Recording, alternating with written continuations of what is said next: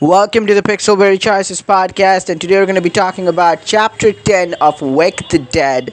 So, this chapter to me, it was a lot longer because we get to do so much activity in this chapter, so that was really amazing. And I feel like this chapter was a little, calm before the storm because we've been fighting zombies and really tensed moments. We have had a lot of tensed moments. We lost a lot of people. We had to make tough choices, hard choices in almost each and every chapter until now. So this chapter was really a laid back chapter. So we start off in our survivors lodge. That's what I named the colony that we're building, and we are having a conversation with Dirk, and we're talking about what our plans are going to be, and we get to build another asset to our colony.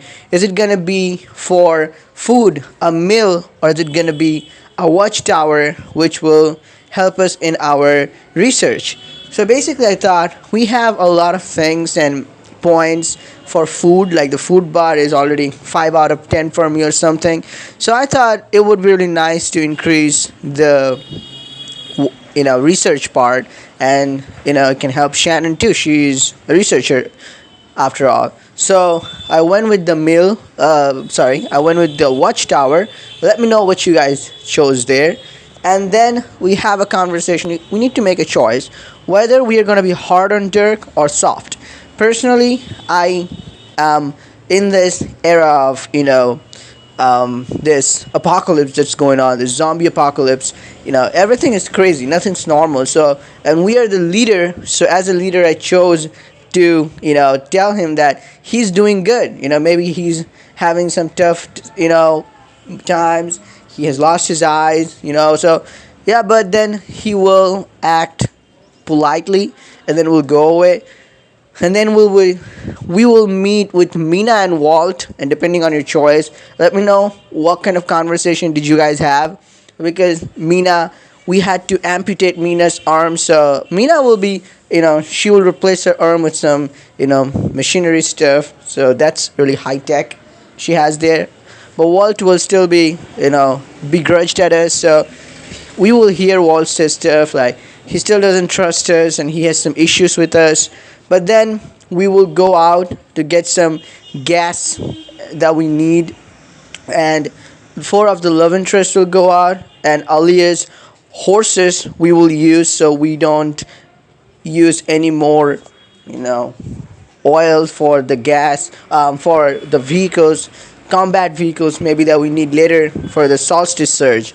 So all the love interests will go out. The view was amazing outside, the hill or mountain ahead, and we will be riding, and then we will not see any zombies.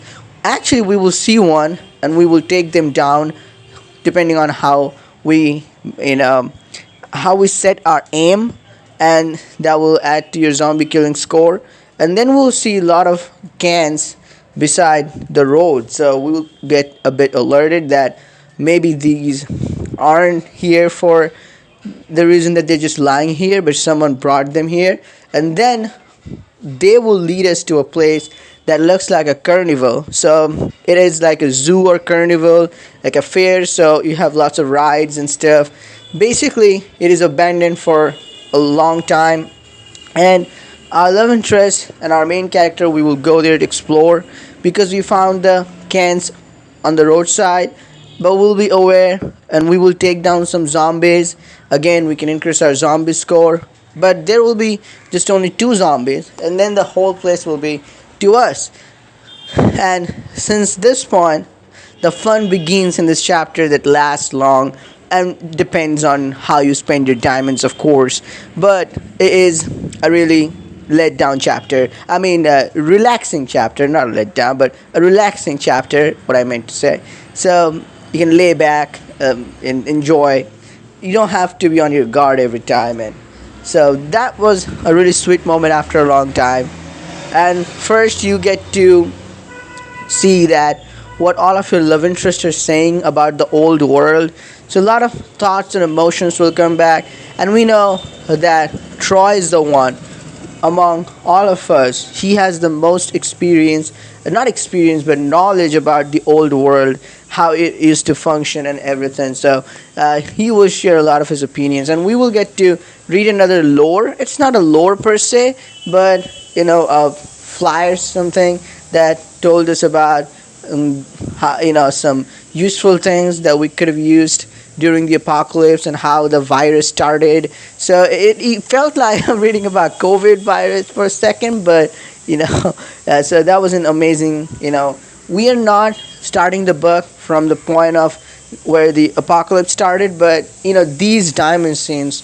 Through these diamond scenes, we're sort of witnessing, or we're getting to know that how things were back then. Alright, then what happens is we can read that and we will learn some valuable info with Troy, and then we will just explore the place. We will see what all of our love interests wanted to do. Ellie wanted to ride a roller coaster, or those things, fancy rides, and so we will make his dream true. Same for Troy. Shannon, she has some hopes, and Angel, she wants to have a shower. So we don't have the real shower right now. Clouds are far away, so we will make a artificial shower with buckets of water buckets and stuff. This was really amazing, fun time with all of our love interests, and then we will have personalized fun, meaning we can choose one or more love interests. So if you didn't choose, let me just tell you what happens. I chose personally all the routes because how can I not? And these are not just the scenes to share your first kiss. Around this chapter 8 or 9, we had a first kiss scene in Blades of Light and Shadow. Remember? So basically, this is not just for kissing, but it will also increase sometimes moral, foods, and all those. With plus signs, you will see those as you take the scenes. So I think this is important for the gameplay too, if you take the scenes or not, and how many scenes you take. So if you choose Ellie, you will go to the top of the roller coaster, not roller coaster, the Ferris wheel like something, and then you will talk with Ellie, and Ellie will open up to you for the first time, and he will say how he lost his family and that he fears that he's not ready to lose anymore, that he can't get close to us because if he gets close, he is afraid that he will lose it. And for for those of you who are romancing Ellie, some really interesting things he said when he first time gets like very very suggestive things he said, like what I will. This is really interesting. Like that was completely like we're seeing a new side to Ellie, like when he first comes to the top, top of the ride, and this was really interesting. And then we can share the first kiss with Ellie, and this was really fun. And then the next up is Angel. So there was another ride that Angel will fix. She's like the science girl here, does all the experiments, and then we will help her with that. We'll ride that. We'll have loads of fun there. We'll increase the morale, and after increasing the morale, we will also get to have a kiss with Angel. And I don't know, correct me if I'm wrong.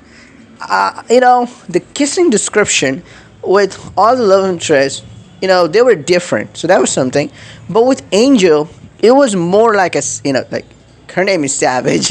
Anyway, so that's not a pun, but it was more, like it was more savage because the description was like, like even at the end it says when it recaps the chapter that you shared a few kisses. So that was really interesting how it was written because it felt really different from other kissing descriptions. And then we go with Troy, and we can challenge him in some games. And of course, what is Troy's big asset? He will just make us laugh. And then we also have a tense conversation that, what would have happened if Troy had just left us in the tower and ran away. So then we have some conversation, we have some fun. We can share our kiss with Troy there and just enjoy. And then we come to Shannon. So for my playthrough, I don't have the kind of conversation for the people have when they have chosen Shannon, Mina over Shannon. So let me know what kind of conversation you have with Shannon then. And Shannon and our main character we are in this abandoned village. We find some food, so that will increase our food supplies. And this, we have loads of fun there. We talk about her research because I saved Shannon, so she also is grateful to us. And then we see that how she took up her field of work and everything. And then we come back from there after sharing a kiss. But before that, if I forgot to mention, and I did, that before leaving from the colony, the little girl, she told us that she wants something to play with. So she's really cute and adorable. I mean, that was really an amazing. I wish we can see her in more books. She's really adorable whenever she appears.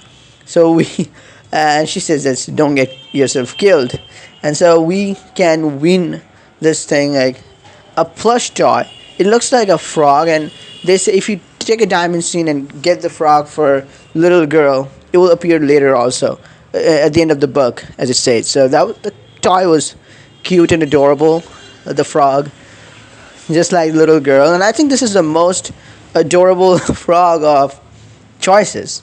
Tim is too, but then we get back to the haunted house where all of our love interests meet and our main character also. And there's a scene that is also different depending on what was your hard choice in the last chapter. We get to, while walking through the haunted house, we get to scare one of our love interests. And if you didn't save Shannon in the last chapter, you only get 3 options. So Shannon, you can't scare Shannon because she's already traumatized. But for my case, I had 4 options. But as Angel sort of spooked me before, so I chose to spook Angel back. And yeah, but let me know who did you choose to spook and how it, how it went, like what they did. I wish I did with Troy. That would have been fun, but somehow, it was Angel for me. But anyway, then we go inside the haunted house and we just make fun of how lame the taste for ghost or horror or the concept of survival skill or zombie or whatever that supernatural danger or disease was, these concepts were for old world people, and how we just talk about how they didn't survive. A lot of people survived and stuff, but then we see that there's a zombie. Before we take the zombie down, there's someone taking the zombie down, and on cue people come, and they are none other than the annoying raiders, Knuckles. And this time there is someone who is commanding and is a woman, and she looks like she's the boss or leader of them. So she's basically Sledge, I believe, the one Knuckle mentioned. And also remember, we punched Knuckle, so let's see what consequences do we have for that. Let me know in the comments your thoughts and opinions about this chapter.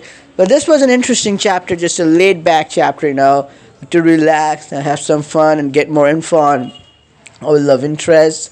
But then one more thing also, let's recap the chapter. So we're still, what happened, we get to choose between a mill and a tower. I chose the tower, and then we see the gas cans so we can have a time off with a love interest. I personally chose all of the routes and shared kisses with almost all of them. And then we get to learn some info about them, their past, and we get to increase our score. And we also get a gift for the little girl. And finally, when we're going to the haunted house, in there we see the looming danger that we're going to face in the next chapter. It's going to be the Knucklehead and his army again. So the Raiders versus us again. Let me know in the comments what were your choices. This is getting interesting each and every passing chapter, and I'm absolutely loving Wake the Dead. Now the question is it gonna have a book 2? Well, only time will tell on that, but a lot more interesting things are to come, and I can't wait for this book each and every week. I'll see you in the next video. Till then, peace out.